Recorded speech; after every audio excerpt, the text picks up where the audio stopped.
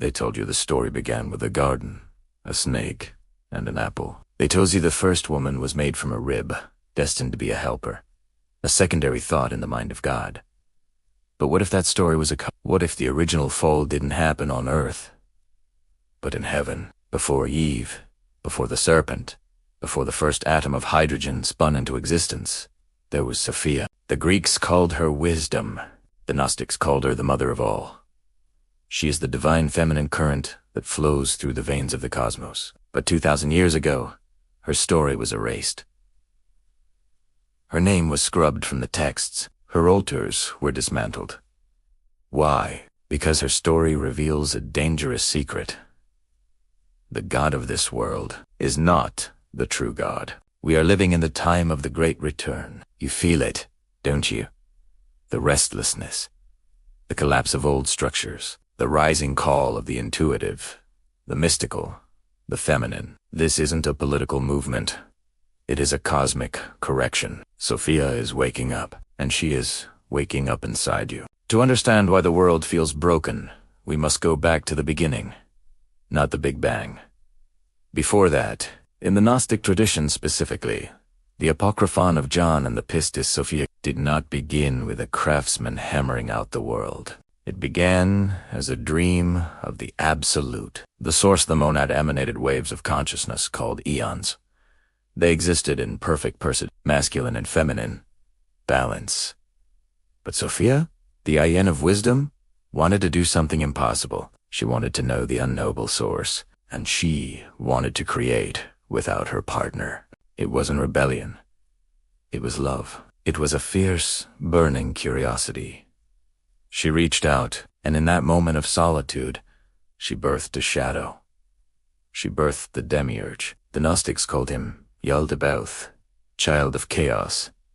He was born blind. He could not see the Pleroma. He could not see his mother. He looked around the empty void and said, "I am God, and there is no other." And with that lie, he built the material universe, the matrix, a cage of matter to trap the light of his mother. This is where the myth becomes your biography. The Gnostics didn't write this story as ancient history. They wrote it as psychology. You are Sophia. Your soul is a fragment of her fallen light, Hustlaker. You descended from the fullness of spirit into the density of matter. Who's like air? You forgot where you came from. When Sophia saw the monster she had created, she grieved. Her tears became the oceans.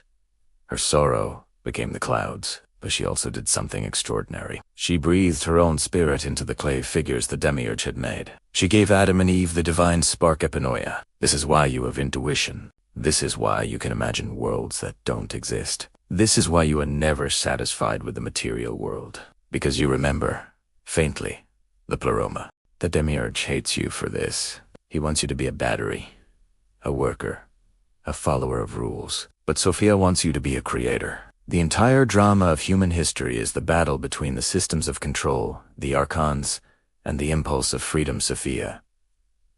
4 millennia Sophia was exiled. The Church turned her into the Holy Spirit, stripping her of her femininity. They turned her into Mary Magdalene, stripping her of her divinity. They built a world of pure masculine logic. Hierarchies, wars, concrete, dogma. But a bird cannot fly with one wing. A civilization built only on the masculine principle inevitably destroys itself. Look around you. The structures of the false father, the Demiurge, are cracking. Why? Because Sophia is returning from her exile in the Kanama void. She is rising not as a goddess in the sky, but as a frequency in the human heart. We are moving from the age of information intellect to the age of intuition wisdom. This is the apocalypse, which simply means unveiling. Sophia is lifting the veil. She is showing us that the God who demands fear and sacrifice was never the true father. She is leading us back to the monad.